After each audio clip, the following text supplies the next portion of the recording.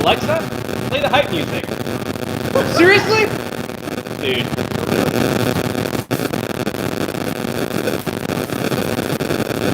Hopefully, yeah. Alexa, play the EA Square.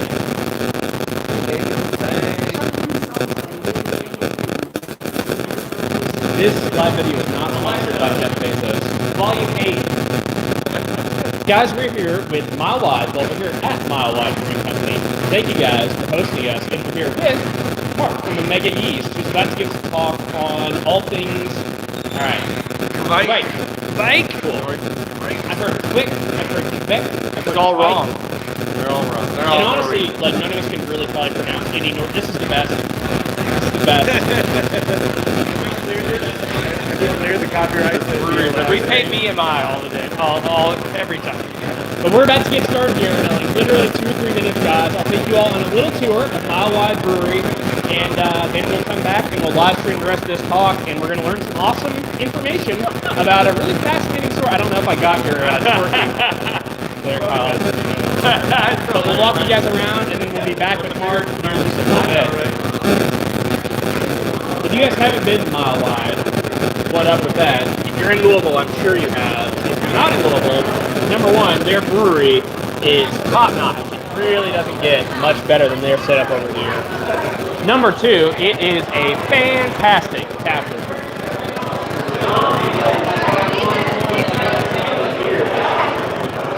I'm getting some notes about the audio here. You guys are good? I'm sorry.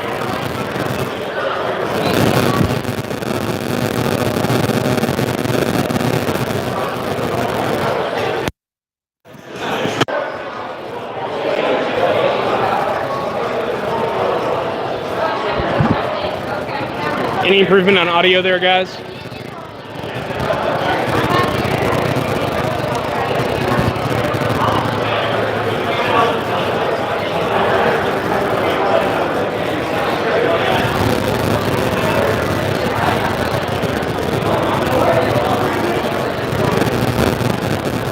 So before we get any of this rolling, we will try to resolve these technical audio issues.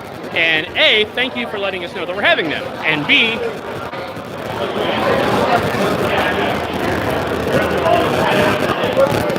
here's the station. I can't hear shit. If you guys want to ask questions, we are here for you. Ricky would field and supply. And I'm going to give you guys a very, I hope none of you are drinking, because it's about to get weird in here.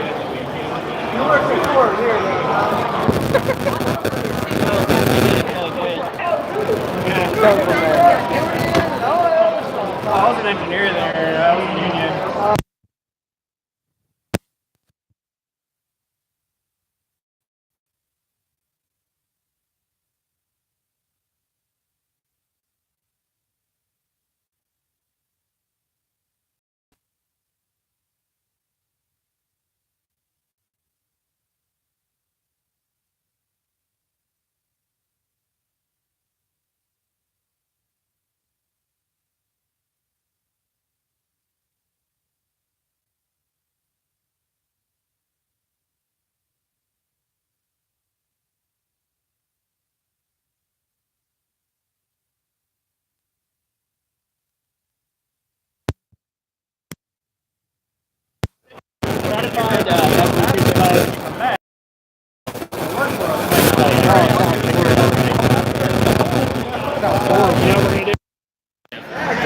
Yeah, it's going to be very, very bad.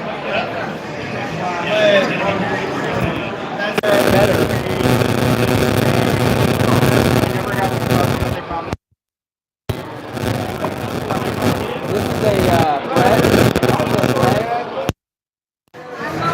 Thanks for letting us know about the audio issues, guys. Apparently this microphone is crapped out, but we're going to basically forgo it, so it might not be as direct, but I'll try to get it real close to the microphone so you guys can hear it. Cheers. Okay, we're just going to skip the external mic. That sounds better.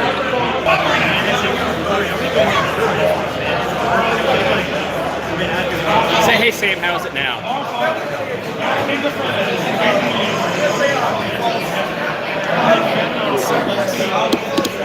Yeah.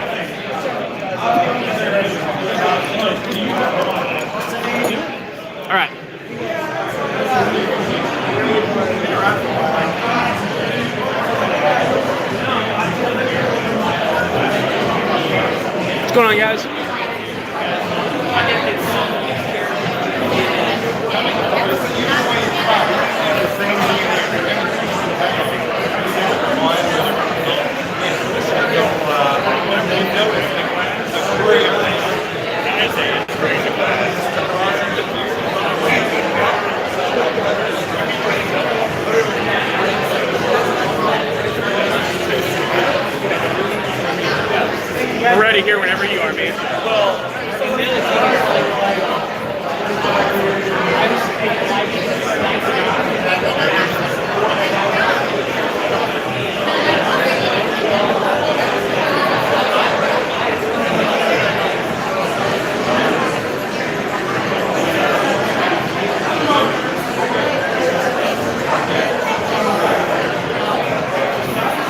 Sounds better?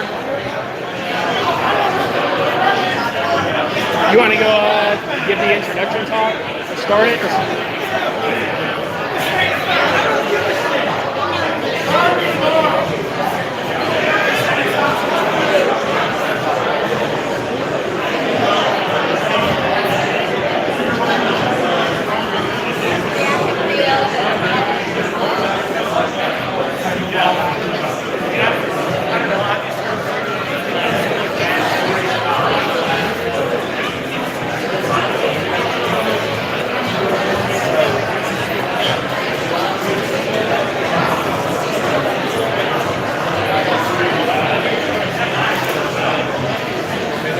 Also, if you guys have not gotten out to false idols yet, make sure you get out there now. Although we know you have. We know you have.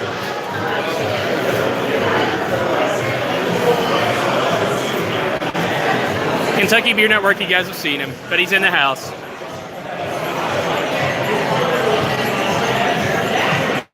A lot of you Facebook probably know Alex. At least you know his comments or his, I would say Facebook Homebrew Group VIP right here.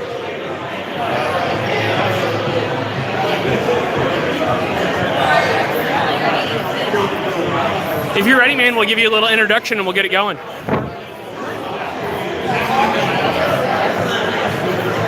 Ready?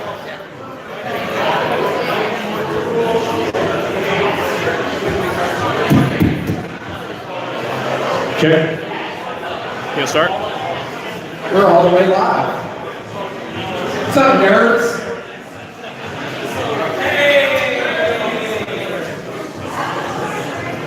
Thank you all for coming out tonight. It's going to be a pretty simple introduction here. We got Mark Schwarz. Hopefully I pronounced your name. Close enough. Close enough. Good enough for me. From Omega Yeast. And he's got a presentation for us about some really cool... Who are you? Who am I?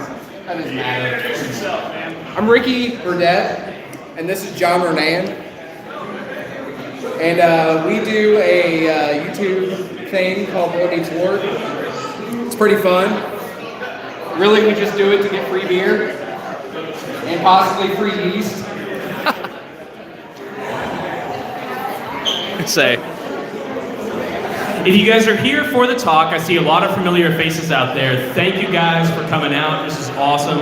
If you are just here drinking a beer, I think this is going to be a really fun opportunity to learn a little bit more about actually what's going on inside of that glass of magical elixir that you're consuming. We're going to be kind of talking a little bit about a kind of really special new strain of yeast, a new type of yeast, kind of basically the new, this is old and busted. We're talking about the new hotness, or the old hotness tonight, which is a variety of yeast that has been very popular in a very small region, but through kind of the miracle of modern science, is now available to everybody. We are super fortunate to be hooked up with Omega Yeast, and kind of from Omega Yeast, here to tell that story of the Kveik, however you want to pronounce it. Kveik is Mark Schwarz. Awesome, thank you guys. That was a very warm southern welcome. It's getting a little hot in here, so hold on.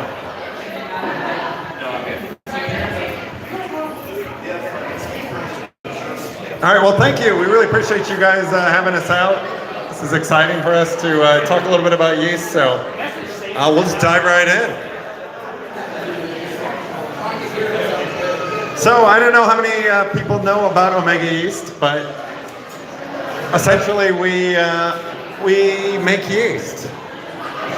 We propagate yeast for craft brewers, commercial brewers, home brewers. We basically started about 6 years ago out of Chicago, my partner and I. He's a PhD in microbiology. And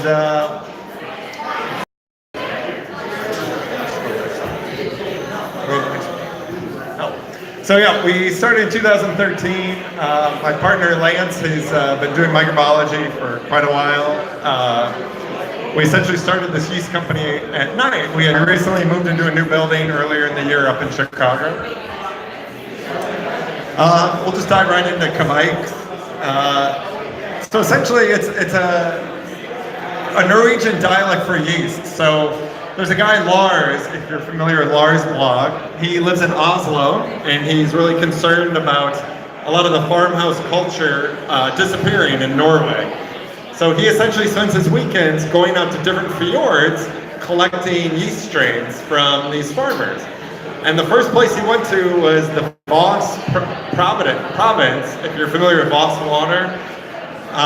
And the people in Voss called yeast Kveik. And so now today we all call it Kveik, even though all over Norway they have many different words for yeast. So essentially what is a Kveik? It's a traditional farmhouse culture. They brew beer at birth, weddings, funeral, and they never really had a commercial brewing culture. So it's kind of interesting that they ended up with such a unique strain. What makes them interesting is they have very high temperatures.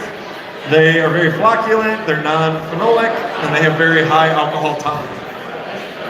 They generally ferment these at 90, 95, even 100 degrees Fahrenheit.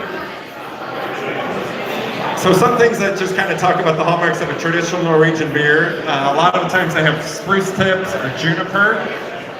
They almost make a hop tea with their juniper mash, long boils, and these ferment very rapidly.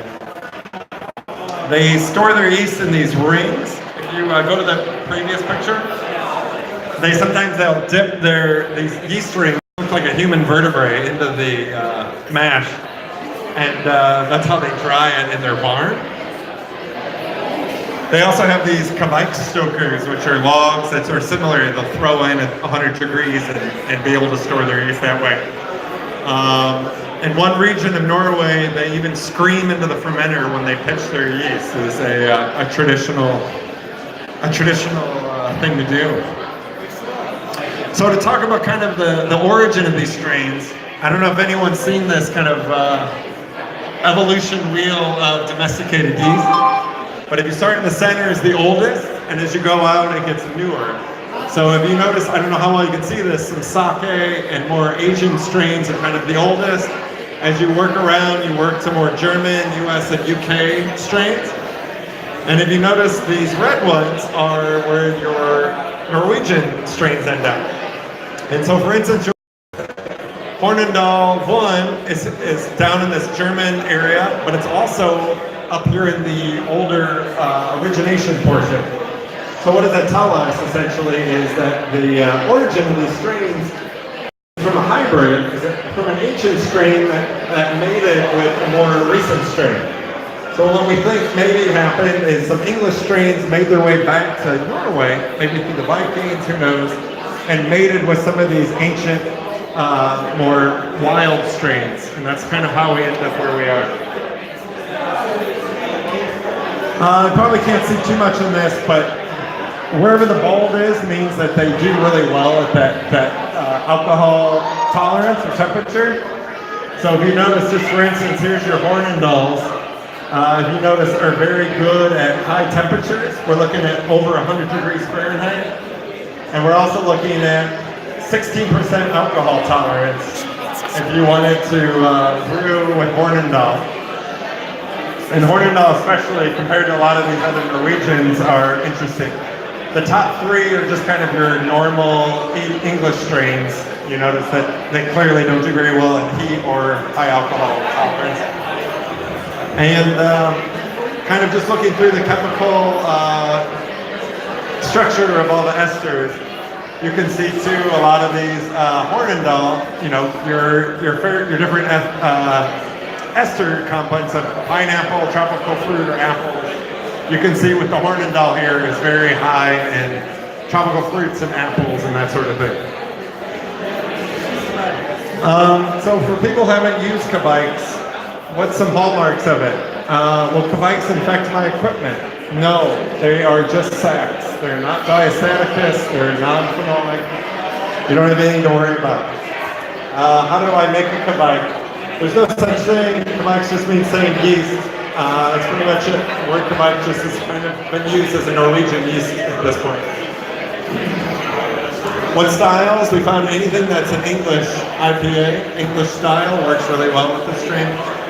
And people pronounce it Kveik, quick, all kinds of different ways. You can say it however the hell you want. We're cool with that.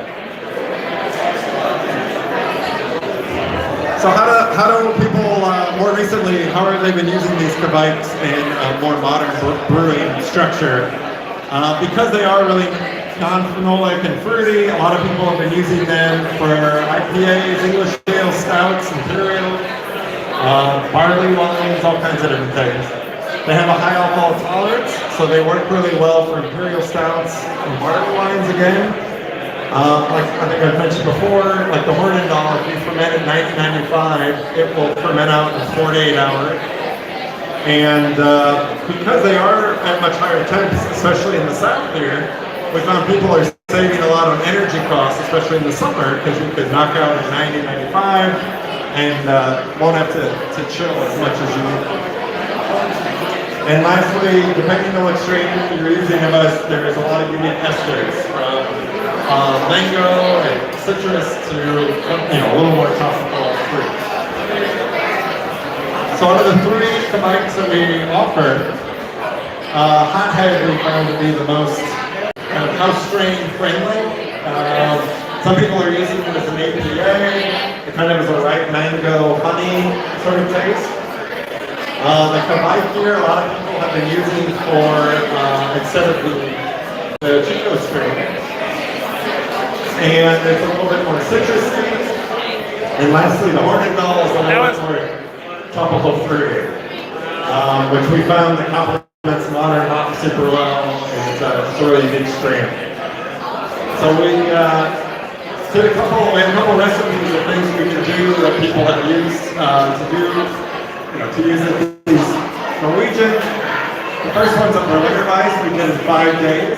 We used our lactobacillus, which is fairly fast acting, and we also use our Hothead, that mango honey one.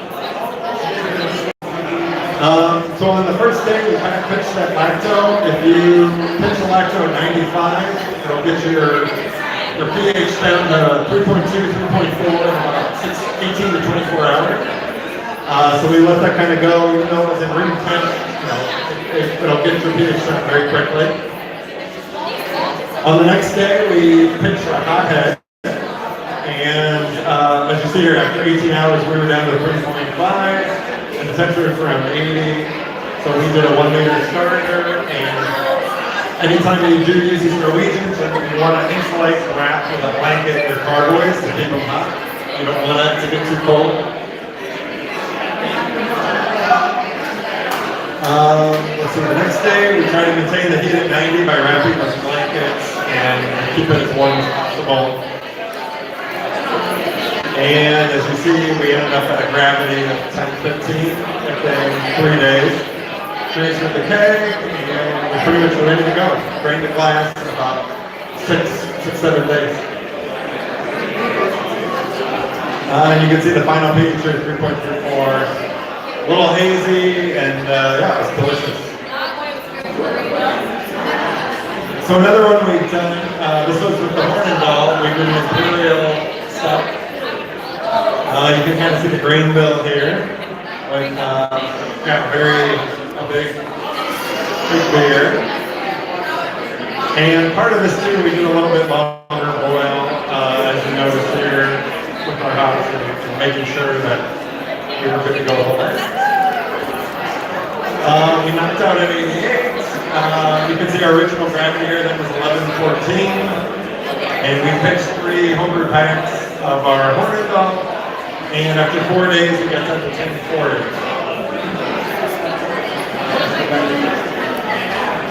And you can kind of see here just how it totally went down. But yeah, within 48 hours, we were down to 1046. That's pretty cool.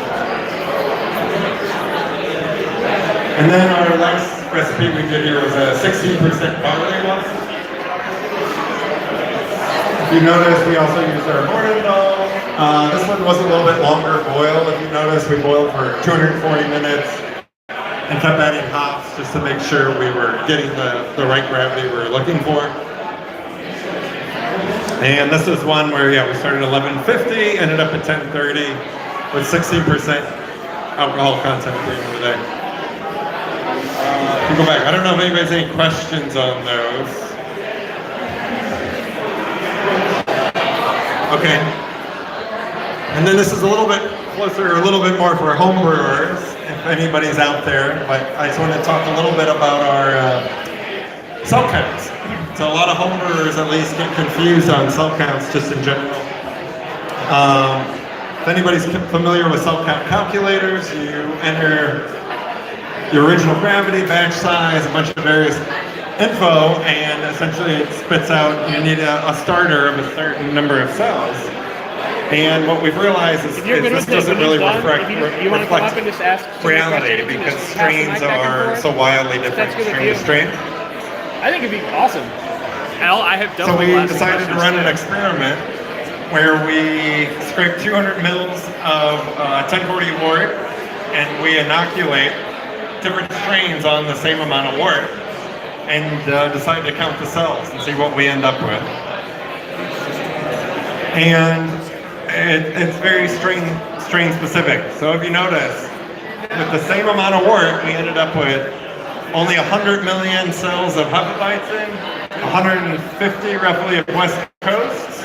So this is your Chico, Hefeweizen, French Saison, 465. And your Brett, you ended up with 885 million. She's loving it. It's science. So the question is why does each strain end up with such different cell counts? At the end of the day, a good way to think about it is kind of factories that make more factories. Each yeast cell essentially needs so many units to replicate itself. And so essentially, for instance, let's use this example as West Coast, as Chico. Essentially, it's replicating itself. Let's say it takes 3 sugar units to replicate itself. And after a certain amount of time, we end up with 8 different cells. On the other hand, alternatively, if we looked at the Hefeweizen, it might take 10 units of sugar to replicate. So you might only end up with 4, or let's say 6 units, 4 units. At the end of the day, because those cells are physically bigger than the Chico strain, so it needs more resources in order to replicate. Alternatively, something like the Hefeweizen doesn't even replicate well, but the good news is that instead of using sugar to replicate, it's actually using sugar to make more beer than they would have made, like the Chico or something else. So at the end of the day, what does all this mean? It essentially means that if you want to, I think it's kind of conceptual. If you want to use a cell count calculator, the cell count number doesn't necessarily mean anything because it has to be a strain-specific calculator. So long and short of it is if you think of it more as a biomass calculator, you end up with a better result at the end of the day, and as opposed to just being, needing a strain-specific calculator is a little unnecessary because you could end up with all kinds of different rules and all that sort of thing. So if we think of it as a biomass calculator, that might be okay. So yes, your cell calculator is lying to you, but it's okay because, nope, go back a little bit. Because we're, at the end of the day, if you you look at biomass, so essentially if you took that Chico, that Hefeweizen, and what was our last one? Chico, Hefeweizen, and our French Saison, and you let those fully replicate in the 200 mils of 1040 wort, and you dehydrated them all, they would all weigh the same, even though their cell counts are all over the place, if that makes sense. So the French Saison, being so much smaller, will have, physically, that cell will have a lot more of that cell count at the end of the day, but the biomass, the weight of each of that cell will all be the same. So at the end of the day, if you think of yeast more as a biomass, and that's repitching even in a commercial sense, looking at the weight and getting used to it, the biomass is what really counts, not just necessarily the cell count. Some people I'd like to thank, and does anybody have any questions? You know, it's a little loud, a little hard. At the end, if you would be willing to do like a little Q&A at the end or something, we do have some questions coming in from local homebrewers and online. Sure, that's great. If you want to just pass the mic back and forth, I think that'd be fascinating. Well, first of all, I want to thank you on behalf of the Lions Homebrew Club and everybody else out here. Thanks so much for coming out. We really appreciate you guys taking the time. We do have a long list, if you don't mind, of questions, but I would encourage the audience to speak up if they have any questions of their own. One of the first questions I had was, I saw the barley one posted on Milk the Funk at being 16% alcohol, right? Have you ever pushed it any further than that, and are any other strains more alcohol tolerant, and which strain did you use specifically on that barley one? Yeah, that's a great question. We specifically used the Hornindal. So we found the Hornindal to be some of the highest alcohol tolerances. And if Haley could go back and find that chart of alcohol tolerance, but for whatever reason, the Hornindal has the highest. And we conservatively put on our chart 12. Routinely, it seems like we've gotten to 16. One more. There we go. And we've routinely gotten to 16. But yeah, you see the Hornindal here ends up having a little bit better, better alcohol tolerance than, say, the Stranda or some of the other strains we offer. So we definitely recommend if you're looking for a bigger beer, and we've heard reports of people getting to 18-20%. I don't know how reliable those are or not. Yeah, and the 16% barley wine we did with the Hornindal, we didn't even feed it wort. It was a long boil, but you were able to it was still growing at 16. So if you would have fed it wort and gone along the way, you probably could push that even higher. So I saw that the hothead by in art, clearly it's not like one of your traditional listed white strains. So did you genetically modify that in-house and then patent that strain? No. The hothead actually came to us by way of Lars blog. So my partner Lance, our hothead is the Stranda strain. And he was kind enough to send that to Lance, and we figured something out, with that. So yeah, our genetic hybrid is our Saisonstein at the moment. That's the French and DuPont strain.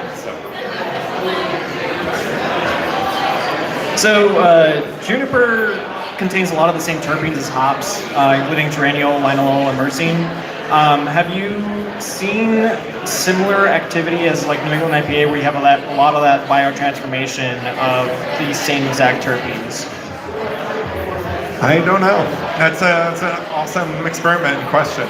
We haven't played around too much with juniper, so. That sounds like a great experiment to run to see what you get from that. But yeah, I don't know too many people playing around with juniper yet. You see a lot of spruce tips, but not as much as juniper. So I figured since Kveik is normally accustomed to fermenting within juniper fermentation, so I figured maybe it might be possible that there's some biotransformation going on, and I wonder if they're getting a lot of different flavors and esters in their beer because of having that juniper in their beer. I mean, that makes sense.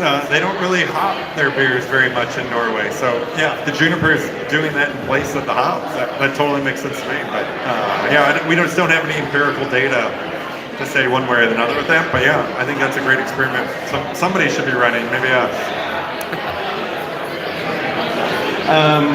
Next question is regarding head retention. It might be anecdotal, but we did notice a difference between Hornindal and Voss in terms of head retention.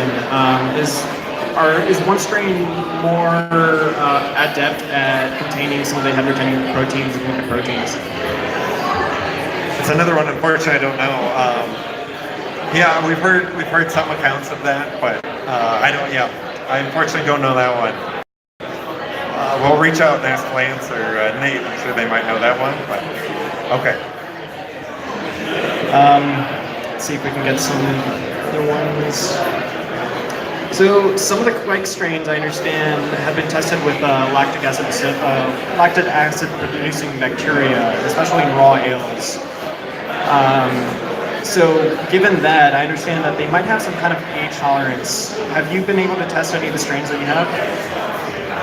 Yeah, a lot of the strains we actually received, a lot of them came with either bacteria. Traditionally, they did have a lot of lacto as part of their culture. And for instance, our hothead is a single isolate, our Voss is a single isolate, but our Hornindal is actually a blend.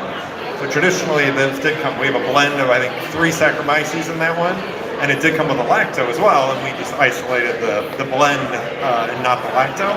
But yes, we found all 3 of them seem to work really well on a lower pH environment. So we've done, for instance, that Berliner Weisser with the hothead.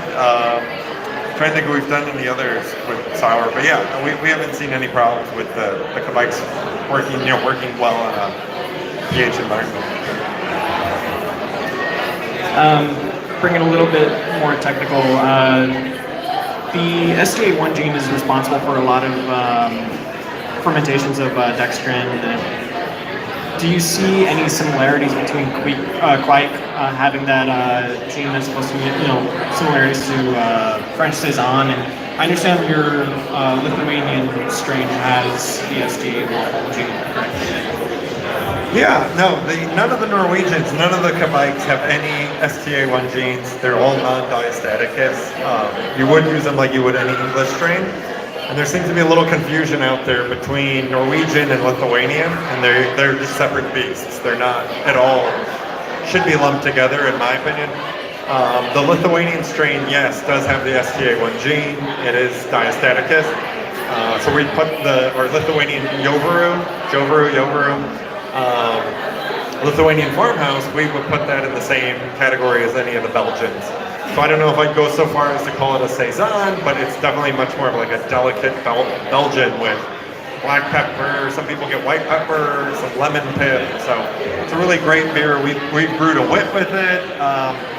One of our customers up in Burlington in Vermont just brewed a really great Belgian out of that too. So, but yes, long and short of it, Norwegian and Lithuanian should be thought of separately entirely. Norwegian Kveiks being not diastaticus, this Lithuanian strain we cover is. Regarding the metabolic pathways of Kveik, does it act similar to just normal sac, where it prefers to consume the maltotriose and the maltose first over, like wine yeast? What was that? Yeah, so the metabolic pathway is similar to just regular Saccharomyces cerevisiae. Oh, I think it's more similar to a normal Saccharomyces, like an English strain.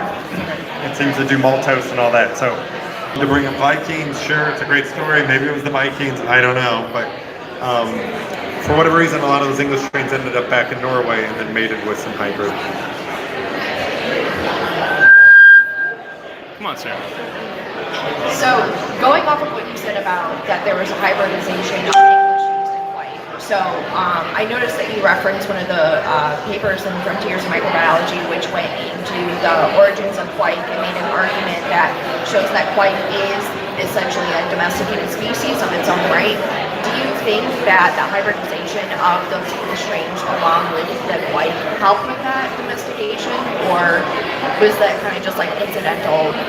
Do you think it gave like any of the properties like flocculation, is preparation for certain fermentation of different sugars?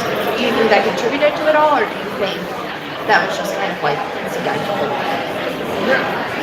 Can you go back to the reel?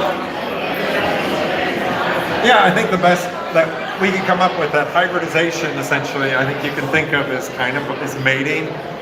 So essentially having a wild strain and an English strain and just getting random genetic material through mating, this hybridization, if you will. Getting genetic material from both the hybrid and the English, you can end up with all kinds of different results.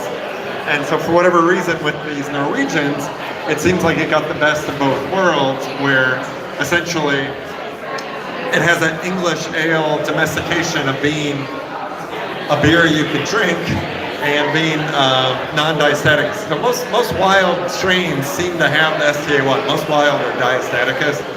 So in mating that wild with these English, somehow the diastaticus got stripped away with some of the children and got those great flocculation, great taste of the English, but getting the temperature, the flocculation, all the other kind of portions, attenuation from the wild strains.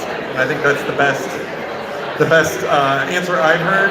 I'm sure there's other people that have gone much further down the rabbit hole, but anyway. This next question is kind of a two-parter. Given that Norwegians tend to dry their yeast before they're pitching, are there any differences between the liquid and the dry versions in terms of attenuation, volubility, and is drying going to be more sanitary considering that infectious microbes are going to have some trouble living in that kind of environment? Microbes having trouble living in the dry? So we haven't played around too much with the dried version of Kveik. I don't know how the Norwegians, I guess, reconstitute it when they go about it, but I've seen incidental stories, I guess, on Milk the Funk and that sort of thing, of people being able to dry throwing the flakes. And I think, I don't know if they end up underpitching or not, but at least from the liquid world, we've treated it just like we would any English strain and had good results. So I can't speak too much on the dryness. We haven't done it. And then, like any dry product, I guess you potentially have the chance of getting bacteria and a lot of other things, that, depending on how it's dried and the environment it's dried in. But we've heard reports, of some dry strains having potential lacto or different kinds of contamination. But anyway, I don't know. So a lot of us homebrewers like to reuse yeast, obviously. Are there any specific nutrients that Kveik does well for long-term storage? And exactly like sanitation practices too. Like, is there any type of sanitizer that we should be avoiding that it doesn't do well in? I mean, for long-term storage, I've heard people storing it essentially in some distilled water. As a nutrients in long-term storage, I don't think I've heard of anybody really doing much of that. While doing some really hard, heavy fermentations with the Kveiks, using, say, a Cervomyces or some sort of zinc-based product, we've heard can do well. But for storage, short of trying to store it at a negative 80 Celsius, I don't know the best way to store it. Nutrient-wise or otherwise, but it might be a good question to ask Lance and shoot an email. And last but not least, actually that was the last one.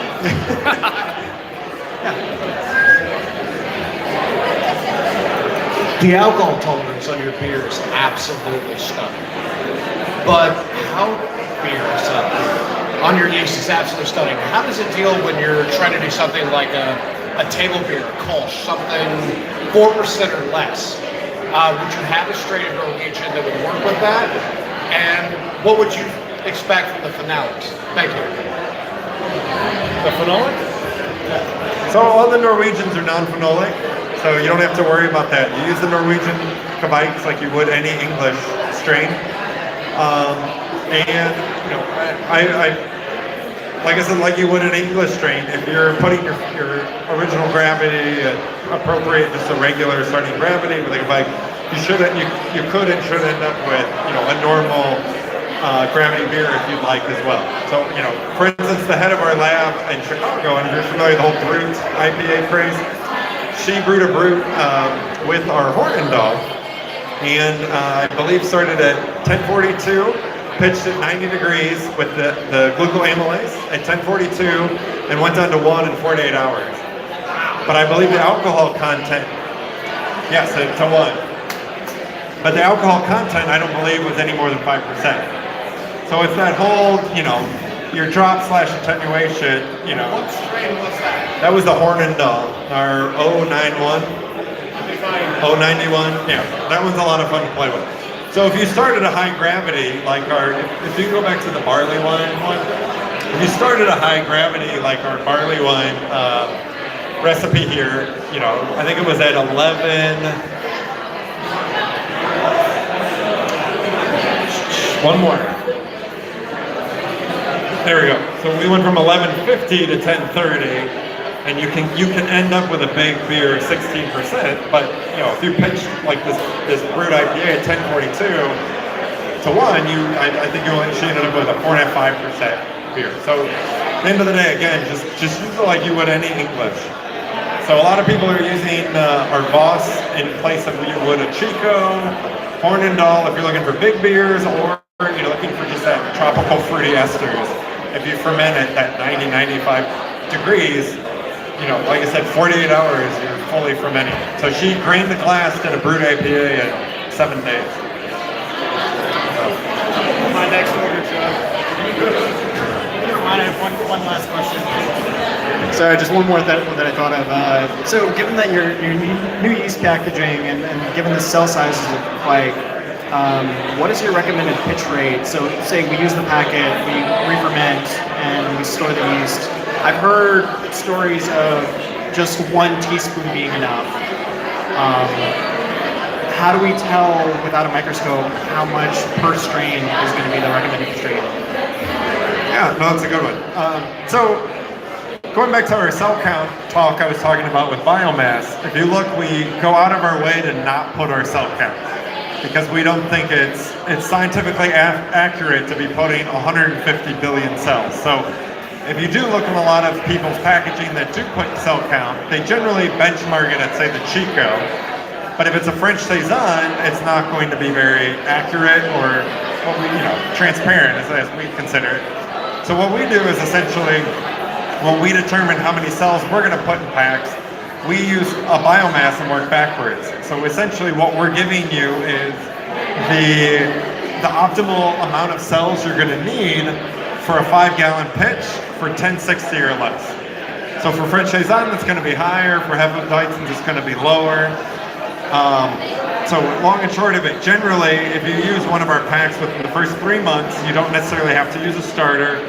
Lance, my partner, will always say to use a starter because we're finding extra benefits to doing a starter, like better metabolism, you're getting them in a better condition. So if you really want the best beer possible, do a starter regardless of how many cells you're throwing in, because you don't know how old that pack necessarily is. On the commercial side, we're custom propping for commercial brewers, but there's no logistical way for us to do that for home brewers, right? So your packs are going to be sitting around a little bit longer. So starter is always your best bet. However, within the first 3 months, you should be fine direct pitching one of our packs. Going to your other question about Kveiks, yes, I've been reading a lot about people underpitching. I guess I've been telling people to treat it like an English and pitch like you normally would. But hey, more power to you. If you want to play around and use 20% of what you would, see what happens. We found some people underpitch get different esters, overpitch get different esters. So yeah, they're interesting. But it does sound, in general, you can underpitch and still end up with a fully fermented good beer, and see how that works. But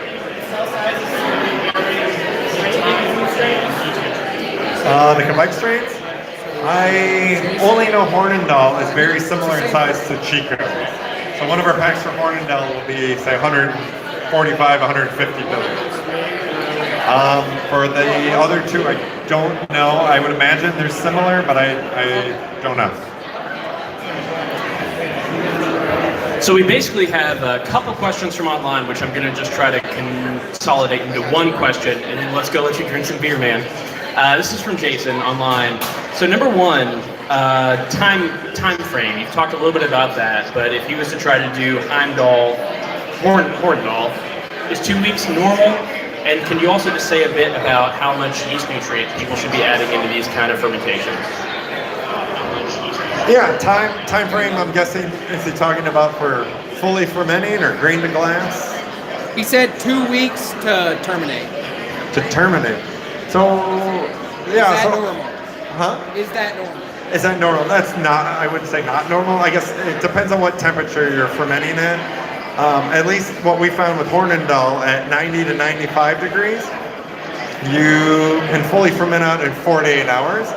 But say you're fermenting, they do ferment at, say, 70 degrees, it will take a bit longer. And my guess, probably 5, 6, 7 days.